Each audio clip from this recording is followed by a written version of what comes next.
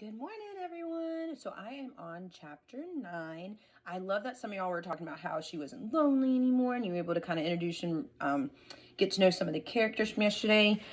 So we are on chapter 9. All right, chapter 9.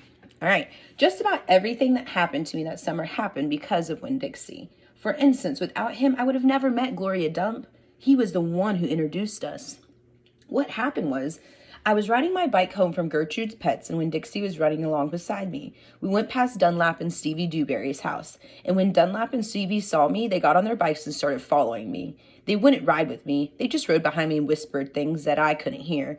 Neither one of them had any hair on their heads because their mama shaved their heads every week during the summer because of the one time Dunlap got fleas in his hair from their cat, Sadie. And now they look like two identical bald-headed babies, even though they weren't twins. Dunlap was 10 years old like me, and Stevie was 9 and tall for his age. "I can hear you," I hollered back at them. "I could hear what you're saying," but I really couldn't. When Dixie started to race way ahead of me, "You better watch out," Dunlap hollered. "That dog is headed right for that witch's house." "Winn Dixie," I called, but he kept on going faster and hopped a gate and went into the most overgrown jungle of a yard that I had ever seen. "You better go get your dog out of there," Dunlap said. "The witch will eat the dog," Stevie said. "Shut up," I told them. I got off my bike and went up to the gate and hollered, "Winn Dixie, you better come on out of there." But he didn't. "She's probably eating him right now," Stevie said. He and Dunlap were standing behind me. "She eats dogs all the time."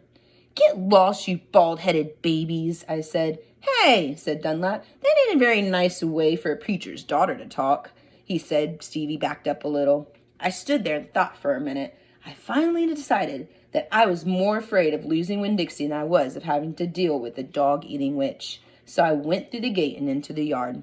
"That witch is going to eat the dog for dinner and you for dessert," Stevie said. "We'll tell the preacher what happened to you," Dunlap shouted after me.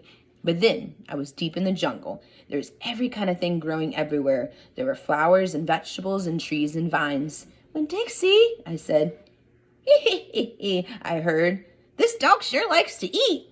I went around a really big tree all covered in moss, and there was Winn Dixie. He was eating something right out of the witch's hand. She looked up at me. "This dog sure likes peanut butter," she said. "You can always trust a dog that likes peanut butter." She was old with crinkly brown skin. She had on a big floppy hat with flowers all over it, and she didn't have any teeth. But she didn't look like a witch. She looked nice, and Winn Dixie liked her, I could tell.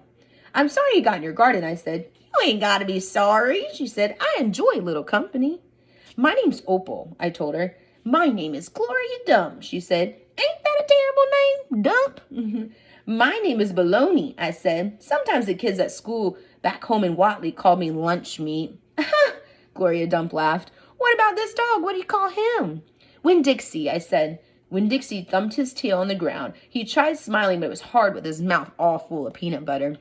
"Winn Dixie," Gloria said. "You mean like the grocery store?" "Yes, ma'am," I said. "Ooh-wee," she said. "That takes the strange name prize, doesn't it?" "Yes, ma'am," I said. "I was just fixing to make myself a peanut butter sandwich," she said. "You want one too?" "All right," I said. "Yes, please." "Go on and sit down," she said, pointing at a lawn chair with the back all busted out of it. "But sit down careful." I sat down careful, and Gloria Dump made me a peanut butter sandwich on white bread. Then she made one for herself and put her false teeth in to eat it. When she was done, she said to me, "You know, my eyes ain't too good at all. I can't see nothing but the general shapes of things, so I gotta to rely on my heart. Why don't you go on and tell me everything about yourself so I can see you with my heart?" And because Winn Dixie was looking up at her like she was the best thing he had ever seen, and because the peanut butter sandwich had been so good, and because I had been waiting for a long time to tell someone everything about me, well, I did. That is the end of chapter 8. Gloria Dump, I'll have to tell you, I'm going to give you a little spoiler. Like I said, I read this book every year as well. It's one of my favorites. Gloria Dump surprises me because, you know, everyone in the neighborhood thinks something badly about her. They call her a witch. She has no teeth.